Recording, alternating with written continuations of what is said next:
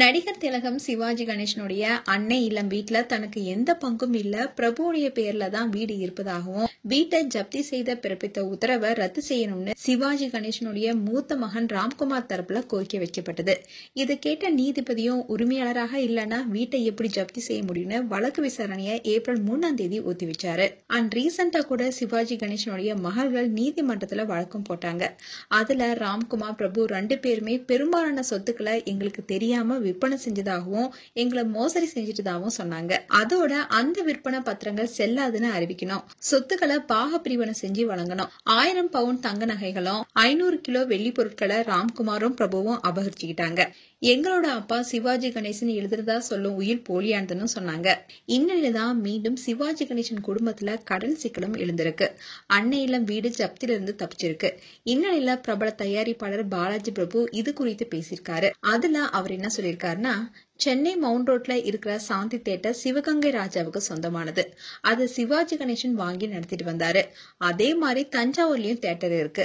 அது மட்டும் இல்லாம எம்ஜிஆர் வீட்டுக்கு முன்னாடியே சிவாஜி கார்டனும் இருக்கு. வயல்வெளி கிராமம்னு காணப்படும். இந்த கார்டன்ல பல டைரக்டர் ஷூட்டிங் எடுப்பாங்க. இப்படி பல சொத்துக்களுக்கு நாங்க தான் வாரிசுன்னு சொல்லி ராம்குமாரும் பிரபுவும் வித்துட்டாங்க. சாந்தி தியேட்டர், சிவாஜி கார்டன், DLF பக்கத்துல இருக்க பல இடங்களும் வித்துட்டாங்க. இந்த விஷயம் மத்த 2 மகள்களுக்கும் தெரிய வந்துச்சு. தங்களுக்கும் சொத்துக்கள்ல பங்கு இருக்கு, தங்களுக்கு தெரியாம இனிமே சொத்துக்கள் விற்க கூடாதுன்னு கோர்ட்ல வழக்கும் போட்டாங்க. அதனால இப்ப ஏதாவது ஒரு சொத்தை வித்து கடன் அடைக்கலானாலும் அது செய்ய முடியாது.